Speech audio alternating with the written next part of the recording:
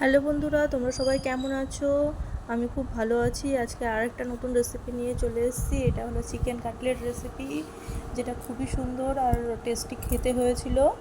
তাই আপনাদের সাথে এই রেসিপিটা শেয়ার করার জন্য আমি চলে এসেছি। যেটা অনেকটা ক্রাঞ্চি হয়েছে, দোকানের থেকে কোনো অংশে কম না, উল্টে দ্বিগুণ টেস্টি। এটা একবার খেলে আপনারা বারবার বাড়িতে করতে ইচ্ছা করবে। তো এটার জন্য মেনলি আপনার পুরটা খুব সুন্দরভাবে বানাতে হবে। আর আপনারা কিন্তু অবশ্যই আমার ভিডিওটা পুরো দেখবেন, আর লাইক শেয়ার কমেন্ট কিন্তু অবশ্যই করবেন। তো প্রথমেই আমি কড়াই দিয়ে গরম করে 2 চামচ মতো তেল দিয়ে দিয়েছি। তেলটা ভালো করে গরম হলে আমরা 200 গ্রাম মতো চিংড়ি মাছ নিয়েছি। সেই চিংড়ি মাছগুলোকে ভালো করে আমি ভেজে নেব। এই পুরটা হলো খুবই ইম্পর্টেন্ট এই রান্নার জন্য। পুরটা ভালো হলেই কিন্তু কাটলেটটা খেতে খুবই টেস্টি হবে। তাই পুরটাই কিন্তু আমাদের ভালো করে বানাতে হবে। চিংড়ি মাছ দিয়েছি, এর মধ্যে কিন্তু সামান্য লবণ দেব। লবণ কিন্তু একদম বুঝে দিতে হবে, কারণ লবণ বেশি হয়ে গেলে কিন্তু রান্না খাওয়া যায় না। তো লবণ এরপরেও আমরা ব্যবহার করব, তো লবণ কিন্তু একটু বুঝেই দেব। আর সামান্য হলুদ গুঁড়ো দিয়েছি। দিয়ে ভালো করে চিংড়ি মাছগুলোকে ভেজে নিয়ে তুলে নেব একটা পাত্রের মধ্যে। আর এই রান্নার জন্য কিন্তু আমি খুবই অল্প উপকরণ ব্যবহার করেছি। ঘরে থাকা সামান্য উপকরণ দিয়েই কিন্তু আমি সবসময় রান্না করার চেষ্টা করি, কারণ সবসময় বাইরে থেকে জিনিসপত্র কেনা সম্ভব হয়ে ওঠে না মানুষের পক্ষে। তো আমি ঘরে থাকা সামান্য উপকরণ দিয়েই সবসময় বানানোর চেষ্টা করি। এবার সামান্য জিরে ফোড়ন দিয়ে দিলাম, গোটা জিরে।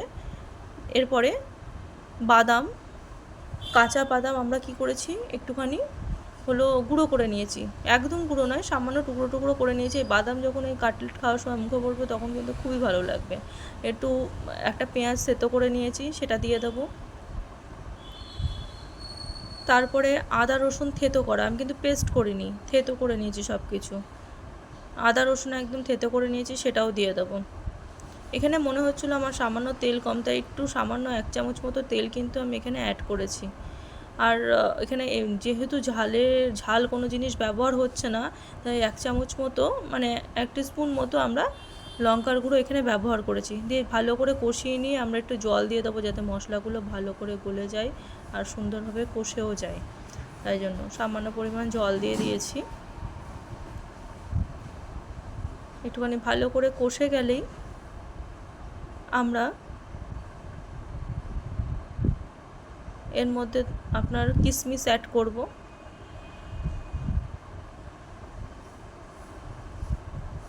আর পুরটা কিন্তু খুব ভালো করে না করলে কিন্তু আমাদের রান্নাটা খেতে একটু ভালো লাগবে না।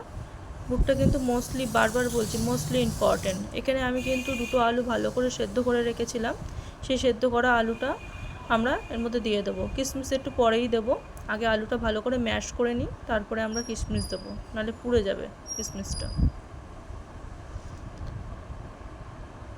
ভালো করে সেদ্ধ করে রেখেছি, সেগুলো দিয়ে এবার আমি কিশমিশ দিয়ে দিলাম। খুন্তি দিয়ে ভালো করে মিশিয়ে নেব মশলার সাথে, যাতে সুন্দর করে আলু, কিশমিশ এবং মশলাটা মিশে যায়।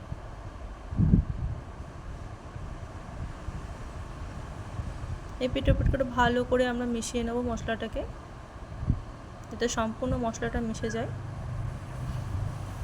আর এই সময় একটা কথা বলে রাখি, এই সময় কিন্তু আমরা এই মিডিয়াম আঁচে রান্না করব। আর একটু দেবো 1 চামচ মতন দেবো, 1 টিস্পুন মতো, বড় চামচ নয়, চাট মশলা।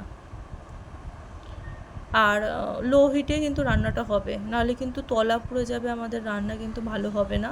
এই জিনিসটা অবশ্যই খেয়াল রাখতে হবে। তারপরে সামান্য একটু গরম মশলা ব্যবহার করেছি, আর সামান্য টেস্টের জন্য সামান্য চিনি দিয়েছি। চিনিটা আপনারা স্কিপও করতে পারেন, আপনারা দিতেও পারেন, আবার নাও দিতে পারেন, অসুবিধা নেই। এরপরে আমরা চিংড়ি মাছগুলোকে দিয়ে ভালো রকমভাবে মিশিয়ে নেব সব কিছু।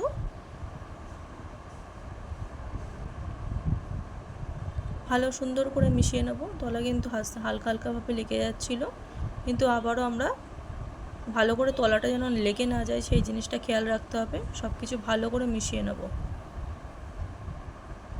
যাতে ভেতরের জল ভাবটা মরে যায়। জল জল থাকলে কিন্তু জিনিসটা ভালো হবে না, খেতে ভালো লাগবে না। তাই জন্য লো হিটে ভালো করে সব কিছু মিশিয়ে নিতে হবে। আর একটু ধৈর্য ধরে কিন্তু এটাকে করতে হবে, ধৈর্য হারালে চলবে না। এটা তাড়াহুড়ো রান্না নয়, কোনো পুর বানাতে গেলে একটু ধৈর্য ধরে সেটাকে করতে হয়।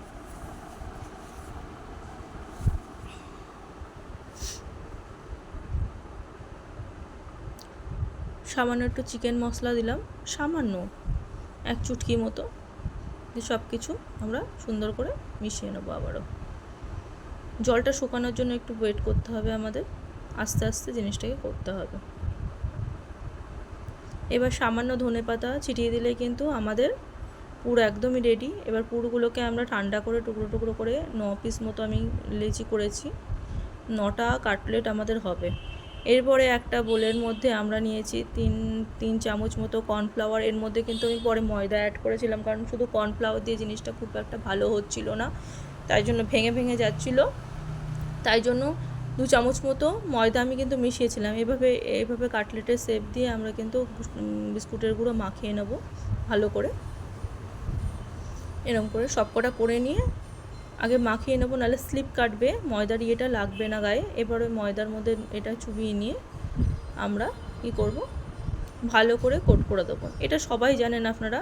আর আমরা যে করেছিলাম কর্নফ্লাওয়ারের ব্যাটারটা, ওর মধ্যে কিন্তু সামান্য পরিমাণ লবণ আমরা কিন্তু দিয়েছিলাম। এইভাবে আমরা 9টা কাটলেট কিন্তু ভালো করে নেব।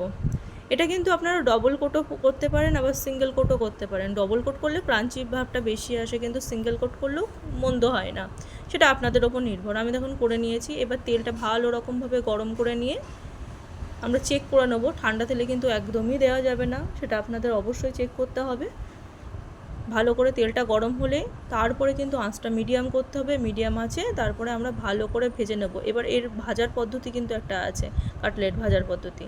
দেওয়ার পর আমরা তেল যদি কম থাকে কড়াইয়ে, আমরা কিন্তু তেল ওপরে ছিটিয়ে ছিটিয়ে এরকম করে দিতে হবে, নাহলে কিন্তু ওপরের যে লেয়ার বা কোটিংটা কিন্তু খুলে যেতে পারে।